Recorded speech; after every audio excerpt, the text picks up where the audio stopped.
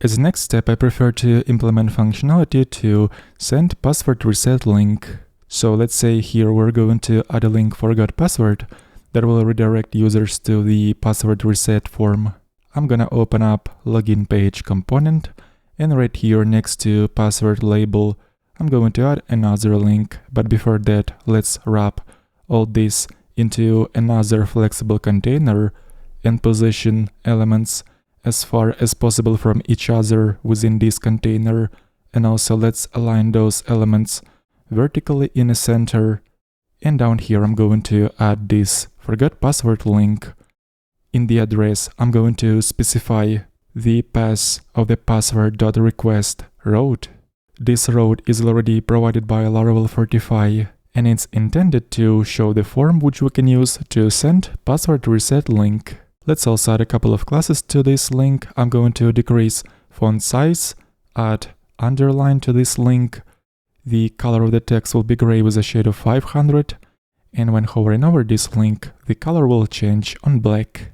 So now we got this new link, and if we're going to run route list command in the terminal and filter all the routes by the name forgot-password, we're gonna get a couple of routes. The first one, which uses get method, is used to show the form to send password reset link, and the second one is used to handle the request once user is going to click the link in the email to reset the password. But first of all, we'll have to specify which blade template has to be rendered once we're gonna click the forgot password link, and we are typically doing so inside of Fortify service provider class. Right here I'm gonna duplicate one of those blocks. In this case, we need to call request password reset link view method, where we're gonna specify the path to the form that will be used to send password reset link. I'm gonna call this view forgot password. Now let's create this blade template inside auth folder, and I'm going to copy one of the existing forms, for example register form, and paste it into forgot password view. Alright, let's change the heading of this page on forgot password. Now let's go back to the terminal and run route list command once again, but this time I'm going to filter all the routes by password.email name. And we got the route that will be used to handle that form, so we'll have to use the name of this route for the action attribute right here. Then let's remove all the fields that we don't need in this form. Let's keep only email field and remove password and password confirmation fields. This link I'm going to change to back to login, and it should lead to the login page. The button to submit this form will say send reset link, and just to put the focus on the first field of this form once the page will be loaded, I'm going to use autofocus attribute on the email field right here. So now if we'll try to click on the forgot password link, sure enough we're gonna be redirected to the new page with the form to submit password reset link.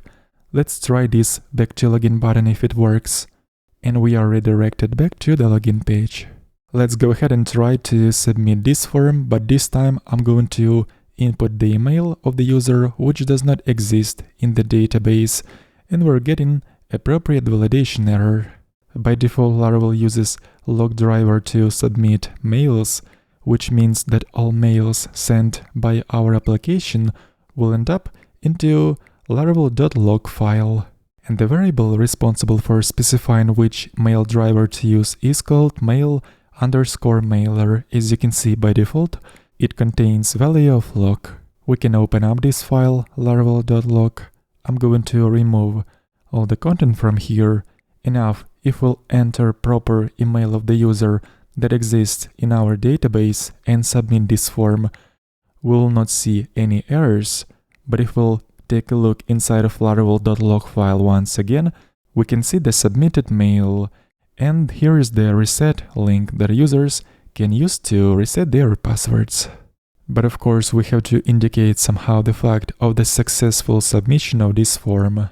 And to do that, we can use session variable called status, because once this form gets submitted successfully, Laravel creates special status variable in the current user session, and we can check if this session variable exists by using session directive.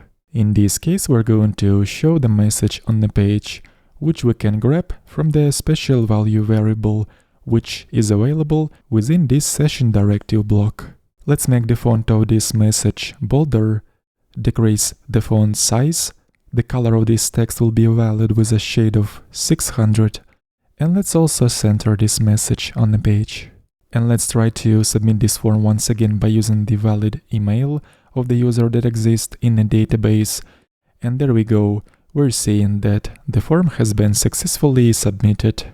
And the message that we have just sent ends up in the laravel.log file with a link to reset the password. That's about it for this lesson. Let's continue working on the password reset functionality in the next one.